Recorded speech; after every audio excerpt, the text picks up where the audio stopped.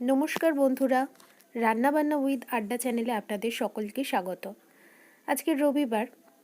আজ সকালটা দেখলাম বেশ কুয়াশা মতো হয়েছিল, আর এই যে বাড়ির বাইরেটাও দেখছি যে দুজন মহান ব্যক্তিরা এসে বসে আছেন। তো যাই হোক, আজকের আপনাদের সাথে মাটন রেসিপি শেয়ার করব। তো আজকে নম্রতা মাটন রান্না করবে এবং পুরো রান্নাটাই হবে প্রেশার কুকারে। তো চলুন রান্নাটা আপনাদের সাথে শেয়ার করি। প্রথমে সর্ষের তেল গরম করে নিয়ে তার মধ্যে দিয়ে দেওয়া হয়েছে আলু। তো আলুটা এবার ভেজে নেওয়া হবে। আলুর মধ্যে দিয়ে দেওয়া হলো পরিমাণ মতো নুন আর হলুদ। নুন আর হলুদ দিয়ে খুব ভালো করে এবার আলুটাকে ভেজে নেওয়া হবে। তো লাল লাল করে আলুটা ভেজে নেওয়া হবে।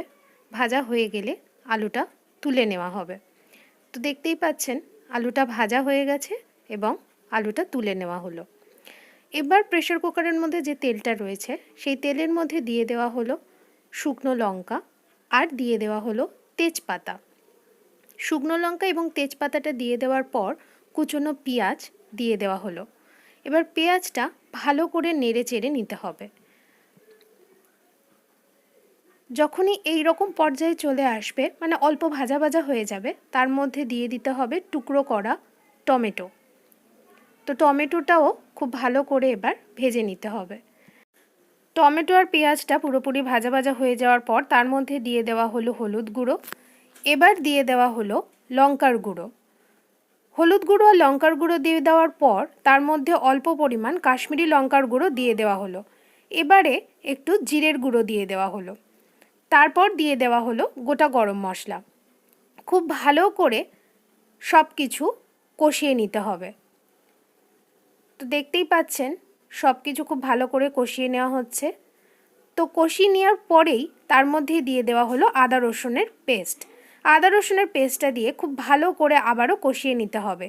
আদা রসুনের কাঁচা গন্ধটা চলে যাওয়া পর্যন্ত ভালো করে নেড়ে চেড়ে নিতে হবে। তারপরে 2 চামচ মতো টক দই দিয়ে দেওয়া হলো।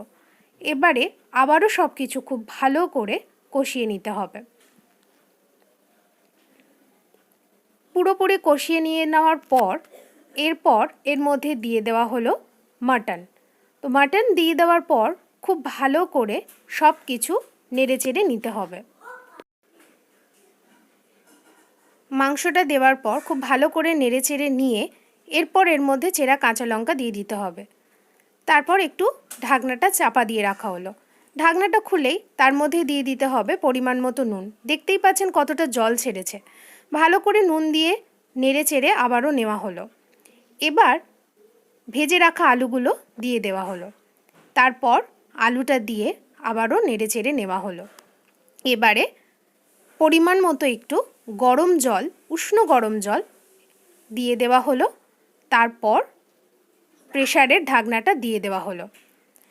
প্রথম যে ঢাকনাটা দিয়েছিলাম সেটা কিন্তু প্রেসারে বসানো হয়নি, নর্মাল এমনি চাপা দিয়ে রাখা হয়েছিল।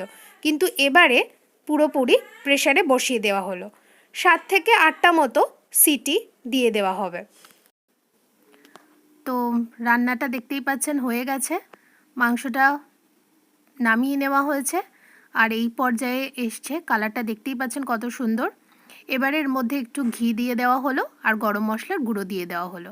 দিয়ে নর্মালি এমনি জাস্ট ঢাকনাটা চাপা দিয়ে রাখা হলো। তো এটাই হলো আজকের মাটন রেসিপি, আপনাদের সাথে শেয়ার করলাম। আর এই হলো দুপুরের আজকের খাবার। তো একটা ভাই আর তার ওয়াইফ এসছে, তো তাদের জন্যই এই আয়োজন।